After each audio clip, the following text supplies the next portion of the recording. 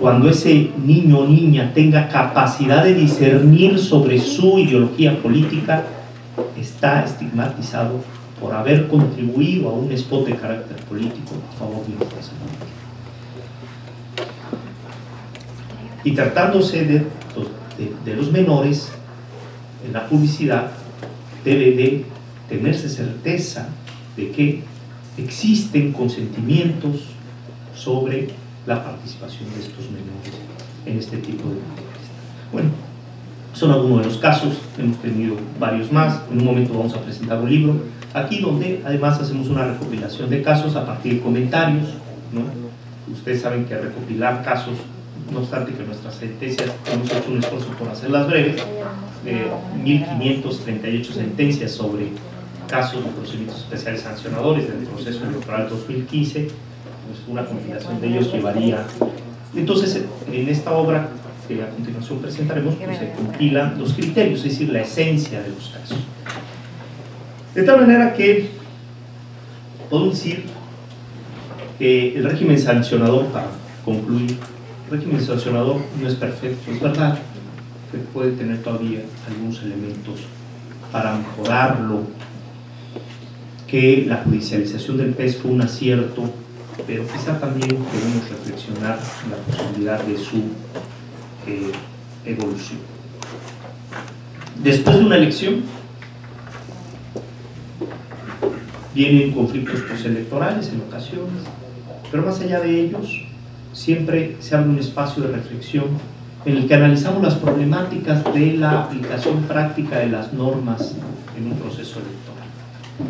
Se reflexiona sobre posibles reformas, el legislador se da la tarea de llevar a cabo las reformas y esas reformas se ponen en práctica en la siguiente elección. Ese ha sido el círculo virtuoso de la transición democrática y de la consolidación democrática de México. Elección, revisión de sus problemas, reforma, y esta reforma se pone a prueba en la siguiente elección. Y quizá hoy tenemos ya pues una experiencia de la implementación del procedimiento especial sancionador a nivel federal. En el caso de Baja California tendrá una experiencia incluir este proceso electoral, una experiencia de la aplicación práctica de este modelo. Y una vez que ha concluido el proceso electoral federal, podemos decir que se puede mejorar este modelo. Quizá debamos reflexionar sobre la posibilidad de que todo el régimen sancionador se judicialice, es decir, que el procedimiento ordinario sancionador que está a cargo de los institutos electorales también se transfiera a la autoridad judicial. Es importante reflexionar si las medidas cautelares deben seguir en sede administrativa, es decir, si los incidentes de un juicio deben ser conocidos por una autoridad diferente de la resolutora, lo cual también es sui generis si no sucede en ningún procedimiento. En materia de amparo, si ustedes observan, la suspensión provisional la emite el mismo juez que se pronunciará respecto a la sentencia definitiva. Es decir, si debe ser el juzgador el que emita vía resoluciones incidentales las medidas precautorias, provisionales o suspensiones provisionales, como se denomina en el juicio de amparo. Si la impugnación de los actos intraprocesales en el ámbito federal deben ir a la sala superior o deben de conocerse en la sala especializada en relación a la impugnación de un desechamiento o de un acuerdo intraprocesal, tal y como está el modelo, lo conoce la sala superior, cuando la sala especializada conocerá el fondo y una vez que tenga el expediente revisará el debido proceso legal. Y si son aspectos intraprocesales del debido proceso legal, quizá deba conocer de estos recursos intraprocesales que emitirá la decisión final. Es decir, hay una serie de reflexiones que podemos hacer hoy del régimen sancionador electoral en el ámbito federal y que con seguridad al concluir este proceso, y si el presidente, la magistrada, mi amigo magistrado están de acuerdo en terminar el proceso electoral, quizá realizar un seminario en el que se analice la operación práctica del modelo, no solo el régimen sancionador, sino de otras facetas de los procesos electorales, para reflexionar cómo se llevó a cabo la operación práctica de la reforma 2014 en el ámbito de la jurisdicción electoral de Baja California. Son algunas reflexiones que he querido compartir con ustedes, pero siempre con la intención de intercambiar puntos de vista que siempre pueden, como lo dije en un principio, cuando nosotros acudimos a los tribunales de las entidades federativas, también nos llevamos grandes aprendizajes. Y estoy seguro que la participación de la sala especializada en estas dos jornadas, en el Tribunal Electoral de Baja California, ha sido también muy fructífero y de gran aprendizaje para la sala especializada. Cuenta este tribunal con el apoyo permanente de la sala especializada para que continuemos en la medida en la que ustedes dispongan, con cursos, con intercambios de opiniones, con seminarios de reflexión sobre asuntos que nos atañen a todos, con un único interés, que es el interés propio de impartición de justicia, que es el denominador común de los tribunales electorales del país, que es refrendar nuestro compromiso con la consolidación democrática. Muchas gracias.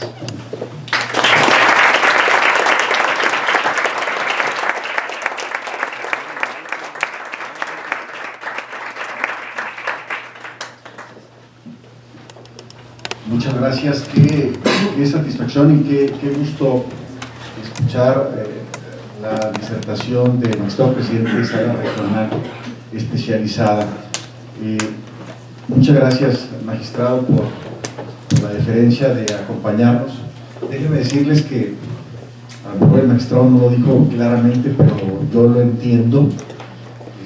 El hecho de que el magistrado y su grupo de secretarios y colaboradores estén aquí es una gran deferencia que le hace al tribunal, porque sé que no va a todos los estados, a pesar de que quisiera ir a todos los estados. Entonces, esta oportunidad que nos da este presidente de darnos una visión de primera mano en base a la experiencia y a los casos prácticos, que lo veíamos desde el día de ayer con sus secretarios, que nos daban detalles y que eso nos permite valorar con mayor dimensión la utilidad de estos trabajos. De verdad, muchas gracias. Si me permite, nada más, si hay alguna persona que tuviera algún comentario, alguna observación, adelante, licenciado Lujano, bienvenido, qué gusto tenerlo aquí. Nada más que le quiero comentar, porque a lo mejor es interesante para el antecedente cuando cuenta la parte de cómo se creó el procedimiento sancionador ahora a nivel jurisdiccional. Baja California en el 2006 se hizo un esfuerzo prácticamente por las mismas razones que usted comenta en su exposición. Se pasó de tener el procedimiento sancionador dentro del Instituto Electoral al Poder Judicial del Estado. En aquel entonces el tribunal formaba parte del Poder Judicial del Estado. Únicamente que la reforma fue validada por la Suprema Corte por otras razones diversas. Ese punto no se consideró.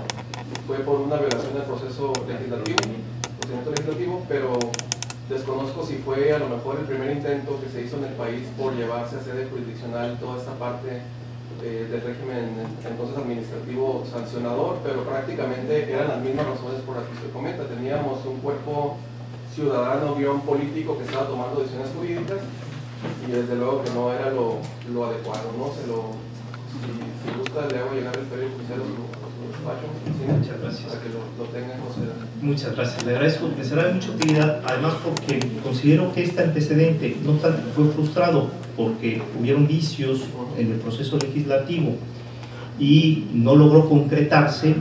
Fue, yo creo, de los primeros intentos, pero hay que decirlo, los primeros intentos de la nueva etapa del régimen sancionador, porque tenemos un antecedente en esos 90-91 en el que el entonces Tribunal Federal Electoral, conocido como TRIFE, conocía del procedimiento especial sancionador en sede judicial.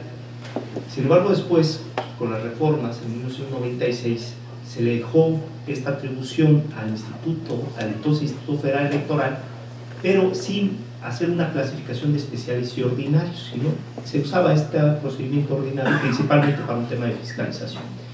Es decir, creo que el ejemplo que usted nos da es muy importante y hay que ponerlo sobre la mesa porque considero que en este caso Baja California fue pionera en este régimen de la judicialización,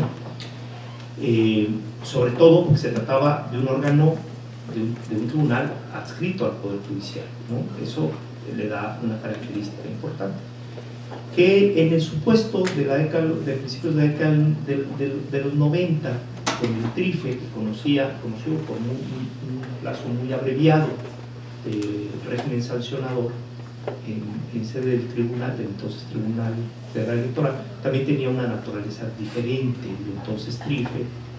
Fue hasta 1996 cuando el Tribunal Electoral se incorpora al Poder Judicial, si bien es cierto como órgano autónomo y tal, con otra naturaleza y otras características, pero desde luego el antecedente que usted nos señala es muy importante para tenerlo en cuenta, y en el ámbito del federalismo yo creo que es una nota que debemos destacar.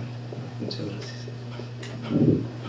Adelante, por favor. Bienvenido, magistrado. Muchas gracias. Qué grato, jefe Centeno, de veras, dos temas que se hermanan dentro de la materia en esta mañana, tarde que estamos viviendo por Baja California. Bienvenido, qué joven y qué preparado, al igual que nuestros magistrados aquí de Baja California. Ojalá pronto podamos deliberar acerca del quinto poder que nos avasalla en este tipo de eventos constitucionales o internos, inclusive avasalla a la población, los medios, las redes sociales. ¿Qué hacer? ¿Cómo regular? Creo que se deberá estructurar muy pronto dentro del primer paso a estructurar los regímenes, y que el legislador tendrá que trabajarlo para luego que ustedes lo estudien dentro de un proyecto para regular los medios electrónicos. ¿Qué hacer? Yo pensé que me jubilaba y que ya no podía usarlos, sin embargo estoy teniendo que usarlos y me doy cuenta de tantas barbaridades y tantos atropellos a la democracia y a la personalidad de algunos amigos que se dedican a esto de muchos años, y a gente muy ponderada por la sociedad y muy productiva, cómo los avasallan o los destrozan en un día, en una hora estos medios. ¿Qué hacer? Sí, bueno, yo creo que la reflexión sobre el modelo normativo es permanente.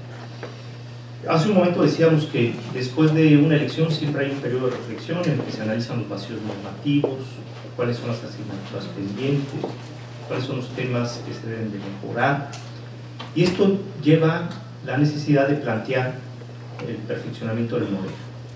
Y también decíamos que este círculo virtuoso entre elección, reflexión, reforma que se pone a prueba en la siguiente elección, y después de esa elección vuelven a hacerse procesos de reflexión, ha marcado la transición y la consolidación democrática de México. Hoy tenemos nuevos temas, nuevos pendientes con seguridad. Hace algunos años reflexionábamos de la importancia de la paridad de género, aspecto que se ha venido concretando poco a poco. Reflexionábamos sobre las candidaturas independientes, sobre la necesidad de la reelección, sobre el generar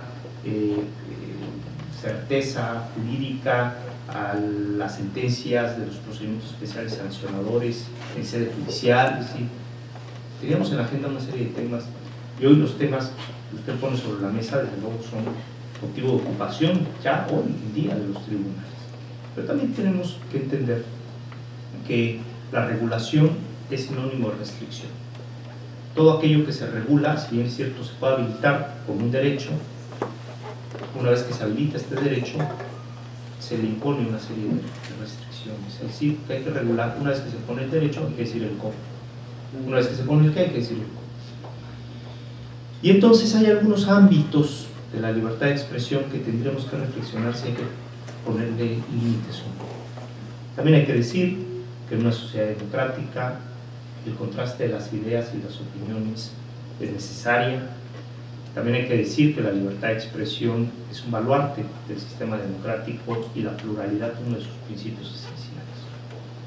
Pero todo aquel que se sienta agredido o ofendido por una manifestación, pues desde luego cuenta con los medios y las vías para hacer valer sus derechos. Lo cierto es que la jurisdicción electoral siempre siempre está atendiendo estas nuevas vertientes que van surgiendo. Y si bien es cierto, hay algunos aspectos en donde la regulación no llega a abarcar algunos temas como los que usted ha planteado aquí, lo cierto es que la jurisdicción ha encontrado respuestas a estos temas. No son temas que no tengan una respuesta judicial, ¿sí la tienen? En cambio, en el caso de las redes sociales, por ejemplo, por mencionar un ejemplo, se ha determinado que estamos frente a una nueva estructura social, hay una nueva forma de interacción, hay una forma activa de interactuar y de expresar opiniones en estos mecanismos, en estos medios de difusión. Son nuevas formas de comunicación. Fíjese usted, hace unos años reflexionábamos por qué el ciudadano no participa en los asuntos públicos, por qué el ciudadano estaba alejado de la política. ¿Y saben dónde participa políticamente hoy el ciudadano? En las redes sociales. Ahí está interactuando, ahí está debatiendo, ahí está discutiendo, ahí está generando crítica, ahí está denunciando. Ahí se está generando la nueva estructura social en donde se está haciendo política. Antes estábamos solicitando que los ciudadanos hicieran política, que se acabara la apatía por los asuntos públicos. Y cuando uno ve las redes sociales dice, hoy aquí hay una nueva estructura social que está haciendo ciudadanía. Y eso, desde luego, a través de las opiniones, de las expresiones, porque es una forma de hacer política. La condición de hacer política es precisamente el emitir opiniones. Muchas gracias. Adelante, por favor, señor. Muchas gracias, doctor. Primero, felicitarlo por su magnífica exposición, su precisa disertación del tema. Le saluda Miguel Ángel Uribe, del Colegio de Abogados en Materia Electoral. Tribunal, gracias por la invitación que nos han extendido. Vemos que este procedimiento especial sancionador pues es del índole administrativo jurisdiccional, como bien nos lo ha expuesto, pero guarda una identidad con el área del derecho penal, ¿no? Sobre todo en el ánimos punendo. Vemos que ante las nuevas reformas el derecho penal ha cambiado su visión de tener en el centro la sanción para tener en el centro la reparación del daño y la cuestión humana. ¿Usted ve en un futuro el procedimiento especial sancionador que siga la misma corriente, la misma técnica jurídica?